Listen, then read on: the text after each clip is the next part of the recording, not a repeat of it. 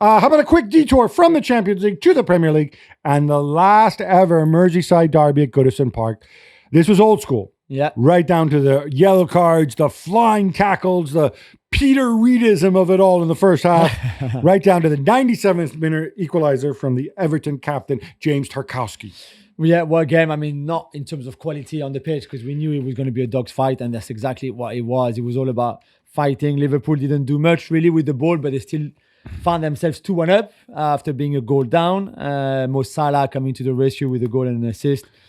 In a game where he didn't get much and Liverpool didn't get much at all. It felt like those were the only two times we saw him in the game. Yeah, absolutely. Yeah, completely. You're right. And we thought, okay, again, Liverpool finding solutions and answers to problems that opposition can cause, and what a win this would be, because it would take them 9 points clear of Arsenal now with the same amount of games played.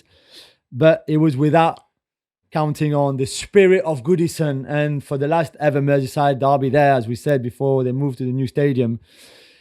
A good old school like lump of a cross by Mykolenko, a little bit of a push on Konate, and then Tarkowski with a great volley. That volley goes into the stands, right? When it's a centre back hitting it, usually, yeah. He said, well, it was last minute. I thought the ball goes wide. Why not? Well, he did, and well done to him. What I loved it was old school, but it was also modern era, because the VAR review took forever. Yeah. Because for many different stupid reasons, the best league in the world doesn't have semi-automatic offside. Yeah.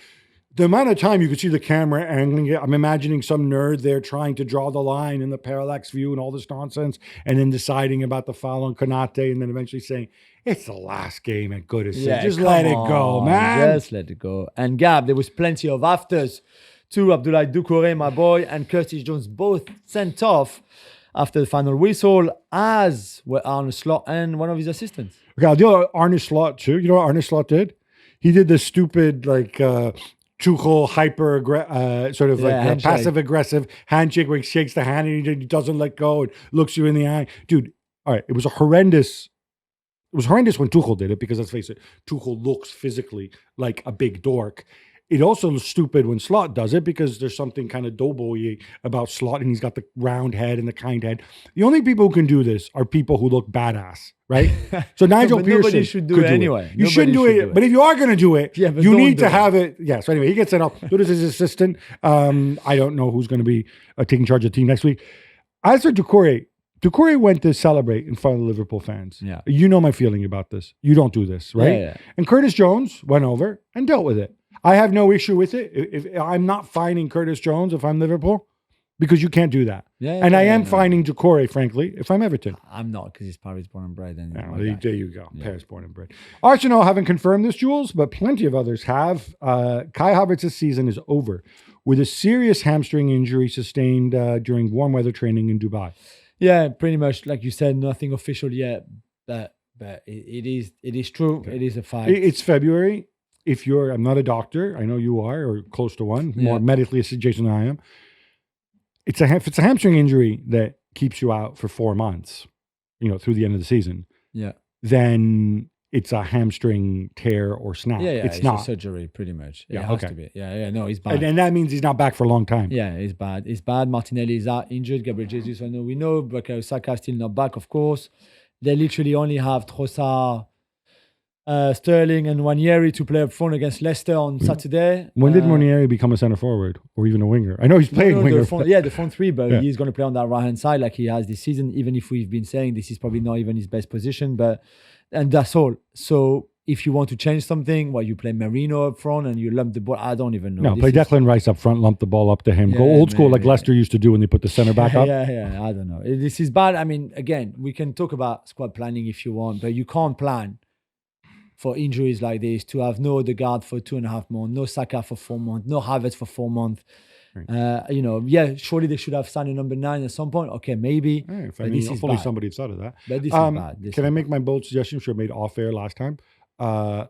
Given the context of this, if they need bodies in the front three, and at some point, if Calafiori is fit and then Ben White returns and Tomiyasu, I'm assuming these guys are coming back sooner rather than later. Miles Lewis-Skelly on the wing. You heard it here first. Jim Ratcliffe or Sir Jim. I'm not sure we want to call him Sir anymore because of all this mess. But so you're only going to be Jim Ratcliffe from now on. We'll reportedly lay off another 100 Manchester United employees, and the Guardian reports that he thinks it's necessary to stop the club from being bust. From going bust, sorry. Okay, so this story, it was in the Guardian. It was actually in the headlines. Now, so he really thinks that there was a possibility that United would go bankrupt and just disappear. Okay, I don't think Ratcliffe spoke on background to the Guardian himself and says, this club's going to go bankrupt. I think somebody told the Guardian Ratcliffe had to do that because he thinks the club is going bankrupt. I don't even think he thinks the club is going bankrupt because Manchester United are not going to go bankrupt. It's not possible. Also because, dude, he owns 27.7% of the club. The other people who own the rest of the club are billionaires. They will make sure the club doesn't go bankrupt. They may make massive cuts because they like to make money. They may sell the bank or whatever. But the club's not going to go bankrupt. No, what he's doing is he's trying to improve the books again. But having laid off 200 people before, if it's another 100, this is a lot. Among them, Jackie Kay, who I don't know if you know her, but really well-known figure at the club. She used to be David Gill's assistant, started that. Now I think most recently head of operations and logistics. She's been there like 30 odd years or something. Yeah, like a really cult figure at the club. Ex-pro ambassadors like Brian Robson, Andy Cole, and Dennis Irwin are taking pay cuts. Reportedly, somebody else reported they don't get their £100 Christmas bonus. No, that's true. But instead, they do get a gift voucher from Marks and Spencer's. Nice. For the turkey, to buy the turkey Christmas. £40? Maybe, I don't know. Marks and Spencer's, for those outside the UK, is a sort of very middle class chain of supermarkets that kind of pretends it's whatever. Anyway, it's good. It's a good place. I don't want to say anything negative about them. I shop there myself occasionally. There's broader stuff going on as well, which I don't know to what degree it's fair to link to Ratcliffe, but it just kind of goes to show that, you know, even really rich people, they don't just have this massive bank balance. Their money's tied up. So the All Blacks are reportedly taking legal action against Ineos. They haven't paid the installment. They haven't paid it. Fitch and Moody's, who are rating systems that they rate corporate debt, they've downgraded the outlook for Ineos to negative. This has to do with, I think, financial reasons about the amount of depth relative to the balance sheet. So he's got a ton on his plate while trying to run the club. It's not a calm position above Ruben Amorim's head. We can safely say that. Yeah. More hamstring injury news related to London-based strikers, Gab. This time, scans suggest that Nico Jackson could be out for up to 2 months. How big of a blow is this for Chelsea? Just what have I been saying for the last 18 months? Nico Jackson does not have a backup. He's not the bionic man. If he gets injured, you're in a really, really tough place without a paddle. And lo and behold, what happens? Nico Jackson finally gets injured. Yeah. And Manesca not that long ago said, oh, we didn't need a striker. We have Mark Yu. I mean, come on. Mark Yu. Please. Ben Nkunku is going to play there. Nkunku, who has a completely different skill set from Nico Jackson. And by the way, Nkunku is also the backup at 3 different other positions, right? He's Cole Palmer's backup. He's the fourth winger, right? You're now stretched, and for no apparent reason.